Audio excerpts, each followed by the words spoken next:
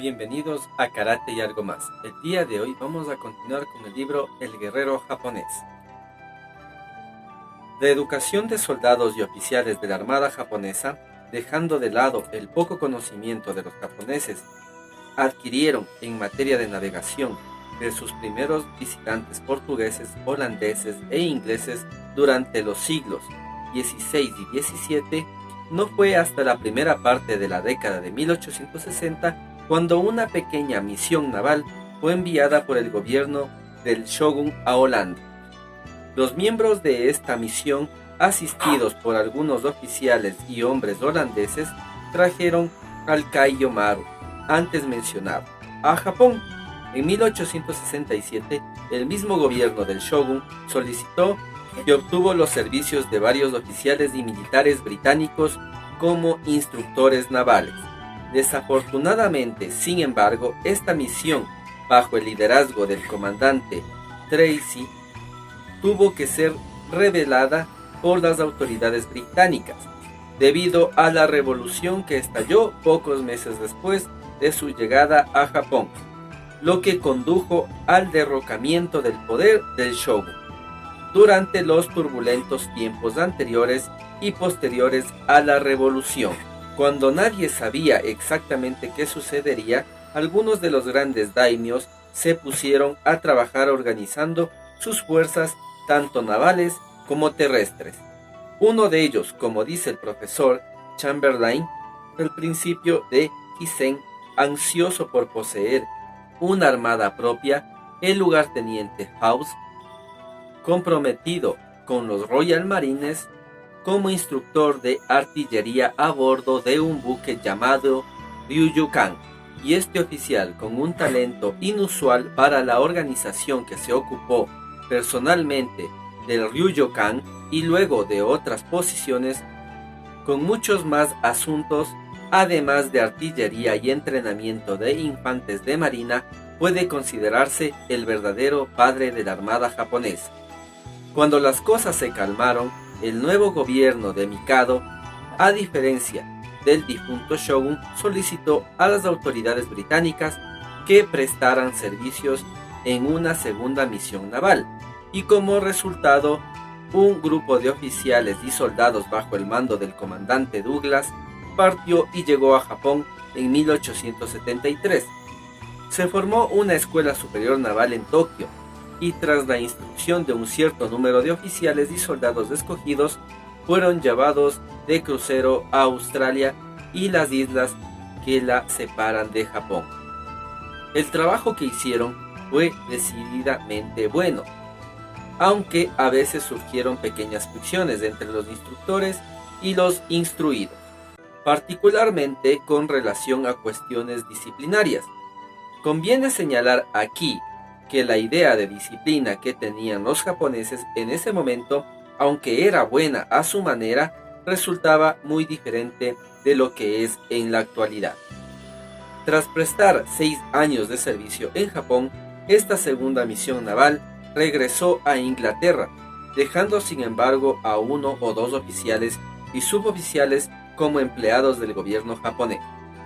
A principios de los años 80, la escuela naval fue trasladada a Etajima, en el mar interior, y se estableció en Tokio una academia para oficiales, mientras que las escuelas de artillería y torpedos también se fueron organizando. La candidatura del Colegio Naval en Etajima estuvo abierta a todos los individuos masculinos del Mikado, con ciertas limitaciones en cuanto a edad, carácter y físico. Los aspirantes debían tener entre 15 y 20 años, y después de entregar a las autoridades los certificados de personalidad requeridos, se sometían a un examen físico por parte de un comité de cirujanos navales, después de lo cual accedían a los exámenes de ingreso propiamente dichos. Como la mayoría de estos aspirantes habían sido entrenados a fondo en las escuelas que hicieron una especialidad de este tipo de trabajo, la competencia entre ellos en los exámenes de ingreso anual era particularmente entusiasta. Entre el 20 y el 25% no daba la talla médica, y del resto solo alrededor del 10% lograba pasar el examen de ingreso. Luego de haber tomado parte en muchos de esos exámenes, puedo afirmar con total seguridad que se llevaron a cabo de forma absolutamente justa. Las asignaturas obligatorias eran en materia de matemáticas, aritmética, álgebra, geometría y trigonometría, en materia de literatura, composición japonesa y gramática inglesa, conversación, traducción de japonés al inglés y de inglés al japonés, en materia de ciencias, física, química, historia natural y geografía física, en materia de arte, dibujo, habilidad manual, tanto a mano alzada como mecánica. Además, había una serie de asignaturas optativas como el idioma chino, francés, alemán y ruso, cuyas calificaciones ayudaban al candidato no tanto a ingresar a la escuela superior como para asegurarse un buen puesto en la lista de candidatos exitosos. Una vez ingresados a la escuela superior, ningún cadete podía renunciar bajo ningún pretexto.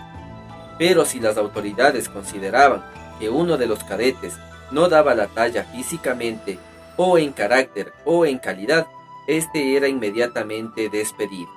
En mis 3 años de experiencia en Etajima, solo recuerdo que 2 de ellos fuesen despedidos.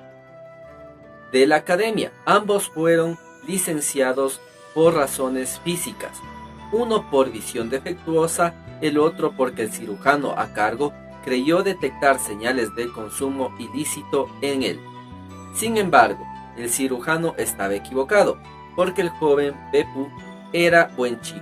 Entró en el ejército y llegó a ser un artillero de gran reputación. Esta situación, mejor que Etashima, para una academia naval sería realmente difícil de encontrar, porque es en primer lugar, y como la terminación de su nombre indica, una isla. Y aunque está cerca de Kure e Hiroshima, está fuera de los caminos.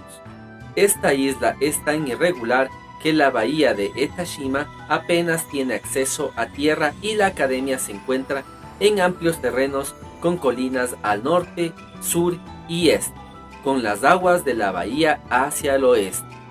El personal de oficiales e instructores era particularmente abundante y el presidente era un almirante. En mis tiempos el curso era de 4 años, pero ahora se ha reducido a 3. Durante el primer año se asignaban 4 horas a la semana para la artillería, 4 a la navegación, 1 a ingeniería, 6 a inglés, 5 a física, 6 a matemáticas, lo que hace un total de 26 horas de estudio a la semana. Además de todo esto, el cadete tenía al menos 1 hora de ejercicio físico al día y recibía instrucción en jiu-jitsu, esgrima, gimnasia, remo, etc. Se levantaban media hora después de la salida del sol y desayunaban a las 7:30. El almuerzo se tomaba a las 12 y la cena a las 5:30. Los cadetes realizan todos los trabajos y los estudios en trajes blancos y limpios. Solo los domingos se permitía la salida de los cadetes de la academia, e incluso entonces nunca más de 3 horas por la mañana y 3 horas por la tarde.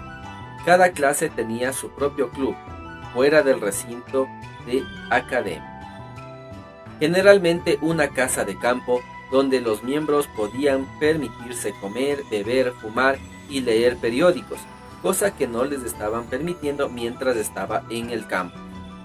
La disciplina mantenida era decididamente buena, aunque para un joven inglés normal sería molesto hasta el extremo, teniendo en cuenta las ventajas que existen en Etashima.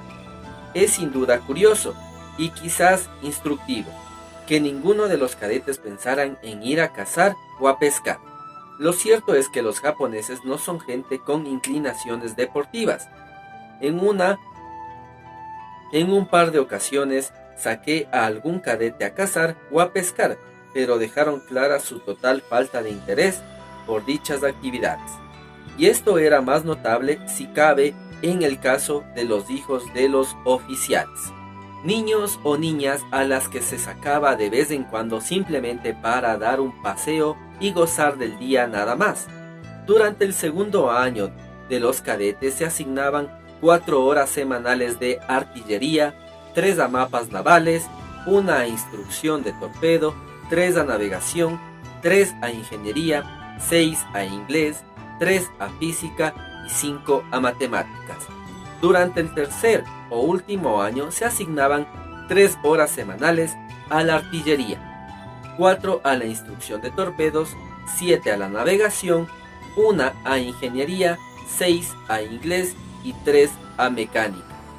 Bajo el título de náutica, se incluían instrucciones de la regla internacional de la carretera naval, señalización, construcción naval, aprovisionamiento y otros asuntos, y en materia de navegación el cadete tenía que estudiar meteorología, topografía y similares. Además de todo esto, el cadete asistía de vez en cuando a conferencias sobre derecho internacional y civil. La historia naval la estudia principalmente en inglés, el barco de entrenamiento, los lanzamientos, los botes, la batería y las habitaciones modelo en Etashima. Se actualizaron completamente en este momento y las instrucciones transmitidas con sus propios medios eran de carácter práctico e iban al grano. Al salir de la academia, el cadete era ascendido a guardia marina y luego, junto con varios de sus compañeros de clase, viajaba en uno de los cruceros especialmente equipados para tal fin. En mis tiempos, los 2 cruceros que estaban mejor equipados eran el Hiyei y el Congo, pero ahora han crecido de 60 a 203 embarcaciones y están pensados para este propósito el Matsushima y el Itsukushima y el Hashidaka, barcos gemelos de 4.200 toneladas. Cuando todo estaba listo, las embarcaciones iniciaban un crucero que duraba de 6 a 8 meses. Y al ingresar a Japón, los guardiamarinas se distribuían entre los barcos en comisión. 2 puntos de interés que cabe señalar aquí son que mientras un cierto número de instructores civiles estaban adscritos a la academia, la mayor parte del trabajo de instrucción se lleva a cabo por oficiales navales, y que cuando una clase había terminado la instrucción de 3 años, unos cuantos oficiales que habían trabajado con ellos en la academia los acompañan en su crucero final. Al cabo de 1 o 2 años, el guardiamarina es ascendido a subteniente, pero solo después de haber aprobado ciertos exámenes. Un subteniente naval japonés trabaja tanto como un individuo acabado de licenciar, ya que solo tiene que tomar parte completa en los horarios y simulacros, sino que constantemente tiene que escribir informes sobre todo tipo de asuntos, profesionales y de otro tipo. A pesar de esto, era realmente destacable lo poco que el oficial naval japonés era capaz de discutir sobre temas que no fueran puramente profesionales. En 2 o 4 años más, el subteniente asume la lugartenencia y si después logra que se envíe un informe personal favorable a la Academia Naval de Tokio, allá se dirige para recibir un curso en grandes deberes navales. Tenientes especialmente seleccionados pasan por un curso de 2 años llamado Kosho, y como se hace con miras a su posterior empleo entre el personal de la Armada, los temas estudiados con estrategia y táctica naval y militar, historia naval, fortificaciones, derecho naval, derecho internacional y usos diplomáticos, administración militar y naval, economía política, artillería, torpedería, navegación, construcción de barcos e ingeniería, mientras se someten a este notable curso los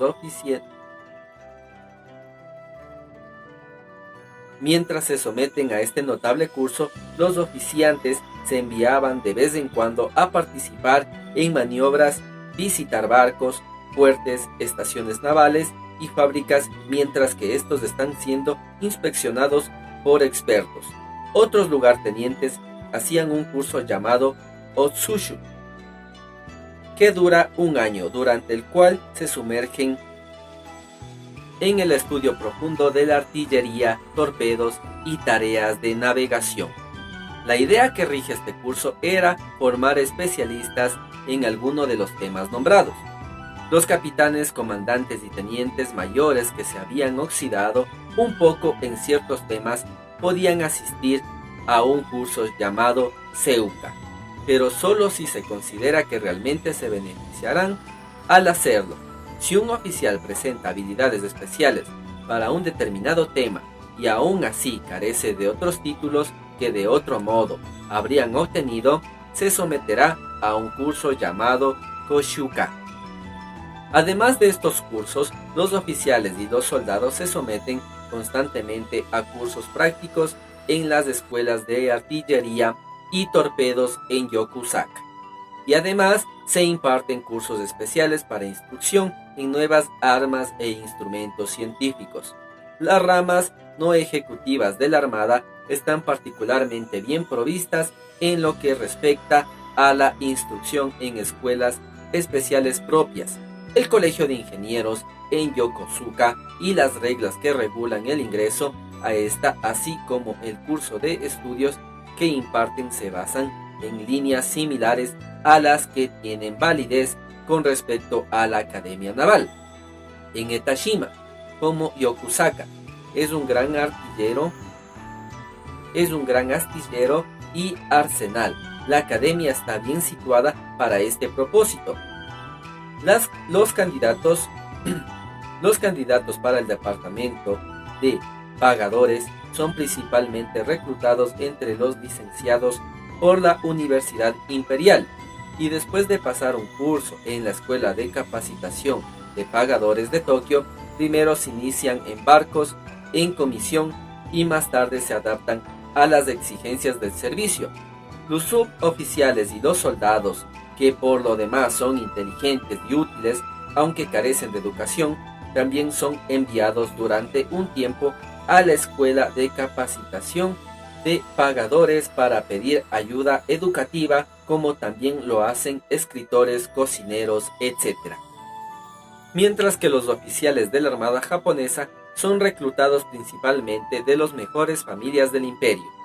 Los soldados son reclutados de clases bajas como pescadores, marineros y agricultores. Y el resultado es que su personal está muy bien organizado. A pesar de que hay corazones rígidos en una gran parte de la clase encargada debido a la influencia predominante del elemento Satsuma, nunca se oye hablar de vergonzosas intimidaciones o escenas desagradables entre los abundantes marineros del Mikado. Esto se debe probablemente al hecho de que aunque todos los reclutas son hombres del mismo tipo, los soldados se sacan de todas las clases japonesas, por lo que hay menos fricciones entre los marineros que entre los soldados. Que la Armada es la mejor manera de servir a Japón es indiscutible, y el resultado es que una gran proporción de hombres en ella son voluntarios y no como en el ejército obligados. Últimamente se han escrito una gran cantidad de chismes y tonterías sobre la alegría con que los reclutas japoneses se unen a la Armada, pero todos los que hemos vivido en primera persona sabemos muy bien que con demasiada frecuencia su alegría es intensa y que si bien la mayoría vuelven a la vida civil, lo hacen con algún aprendizaje útil tras haber pasado tiempo de instrucción, mientras que el soldado promedio del ejército vuelve como un hombre malcriado e insatisfecho. La educación del oficial militar japonés es tan completa como la educación de su compañero en la Armada, y como él, también es reclutado principalmente de las familias samuráis de mejor clase. No obstante, a diferencia del oficial naval, tiene más de una forma de obtener una comisión, al menos durante las primeras etapas de su carrera. Puede comenzar graduándose en una de las muchas escuelas de cadetes reconocidas en el imperio, o graduarse en cualquier escuela secundaria, con licencia y reconocida por el gobierno, o puede presentar un certificado educativo del mismo valor que le dé un graduado de una escuela intermedia. En ambos casos, sin embargo, el aspirante de una comisión debe obtener la nominación del oficial al mando del regimiento o cuerpo al que desea unirse. Si tiene éxito al hacerlo y está cualificado de otra manera, se une a su regimiento o cuerpo como candidato oficial y como tal se le exige que ofrezca al menos 2 meses de servicio en filas para obtener una experiencia completa y práctica en todos los deberes de un soldado. Después de haberlo hecho con plena satisfacción de su comandante, será reclutado en el Colegio Militar de Tokio para un curso de 18 meses en artes y ciencias militares, y al final será aprobado por un comité de oficiales. Se le otorgará su título de subteniente. Mientras cumple sus 12 meses, el candidato tiene que cumplir su parte de guardias, simulacros, etc. Pero en lugar de vivir en una sala de barracones común, compartirá una más privada con otros candidatos, y aunque no pague ni cobre nada durante todo este tiempo, se le proporcionará el kit necesario y raciones alimenticias a cargo del gobierno. El colegio militar estaba dividido en varias secciones, en cada una de las cuales se prestaba especial atención a cierta rama del servicio, como infantería, caballería, artillería de campo y fortaleza, ingeniería, etc. El candidato oficial se unía a la sección representante de su propia rama particular. Los estudiantes candidatos, como se los llamaba entonces, se dividían en 3 compañías, cada una bajo el mando de un capitán, y cada compañía se dividía en 6 secciones, con tenientes a cargo. Las secciones son de 20 y 30 fuertes, y cada estudiante candidato era de su vez jefe de esta, y la extraordinaria seriedad y corrección con que desempeñaban sus deberes debe ser debidamente apreciada, mientras que el simulacro y los ejercicios enseñados se ajustaban a esta rama del servicio a lo que el candidato aspiraba a ser miembro. Todos los candidatos estudiaban tácticas, topografía, administración militar, higiene de campo, etc. Pero ningún idioma extranjero en particular, como es el caso de sus camaradas de la Armada. Al final de cada año se llevaba a cabo una gran ceremonia de graduación y asistía el emperador con todos sus altos oficiales del Estado. Tras 2 años de servicio como subteniente, el oficial japonés recibía su ascenso a lugarteniente, y si hubiera mostrado especial agudeza y aptitudes, entonces lo enviaban a un curso de estudio a la Academia de Mandos Militares.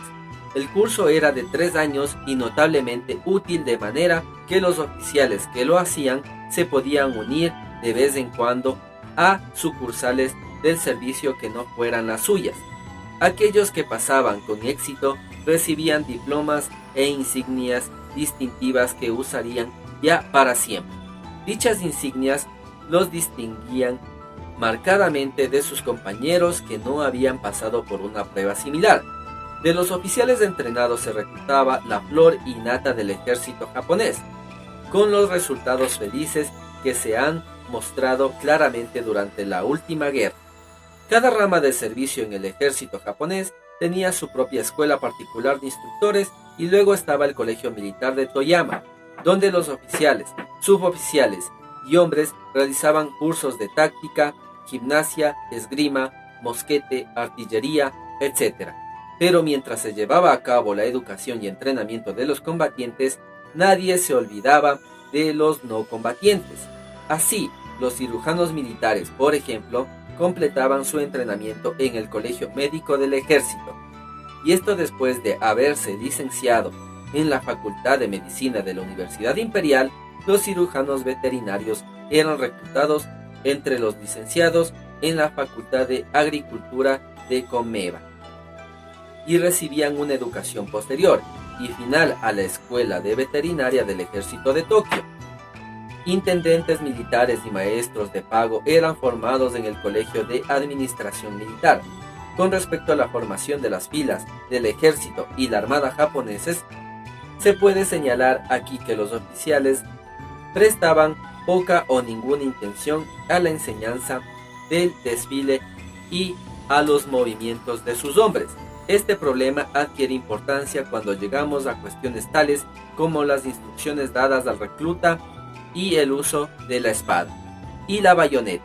Parece que el ir a cada cual a lo suyo es invariablemente su regla, de manera que aunque un escuadrón de soldados o marineros japoneses pueden no ser capaces de realizar un ejercicio de espada o bayoneta con la misma precisión que un escuadrón de guardias occidentales, sin duda veremos que una gran proporción de ellos sabrá cómo usar perfectamente las armas que poseen, que están mejor armados y que resultan más eficaces.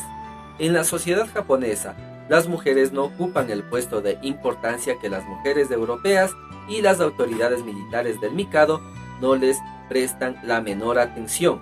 El resultado es que nunca se ven tonterías en los cuarteles de Japón. Habiendo decidido en 1868 occidentalizar las instrucciones gubernamentales del imperio, el gobierno japonés adoptó el sistema continental del reclutamiento universal. Dar un paso tan audaz supuso toda una revolución que convulsionó la sociedad japonesa.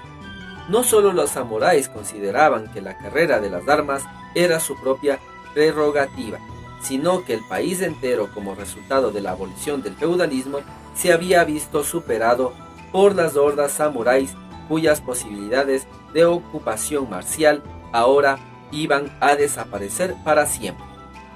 Desgraciadamente para ellos, los samuráis no solo eran adversos a la influencia y uso de las armas occidentales, sino que también estaban tan imbuidos del espíritu del clan y los celos entre ellos que en los cuarteles y barracones conducían a peleas innumerables.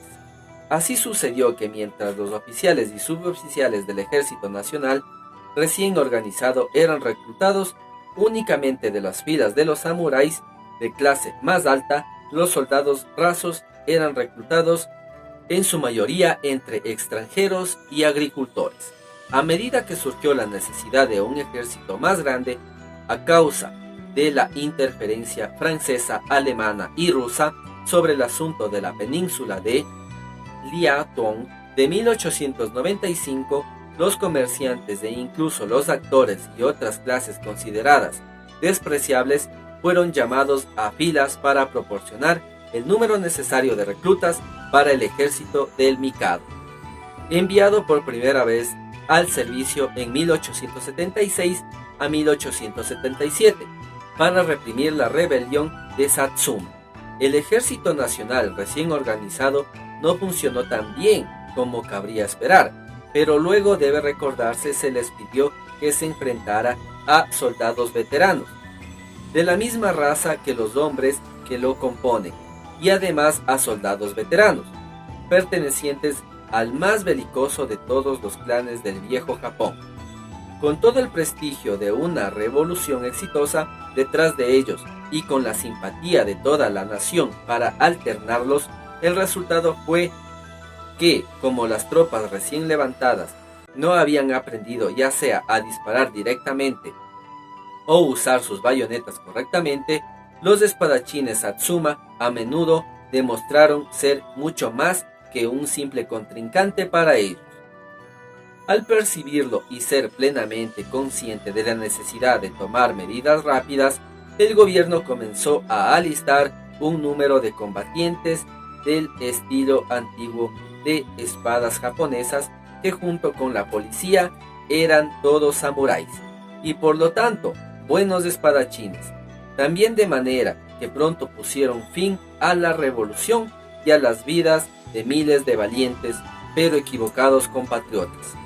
Años más tarde, sin embargo, el nuevo ejército se desempeñó notablemente bien en el asunto de Formosa, y el buen papel que hizo en China en 1894 a 1895 y nuevamente en 1900 forman ya parte de la historia.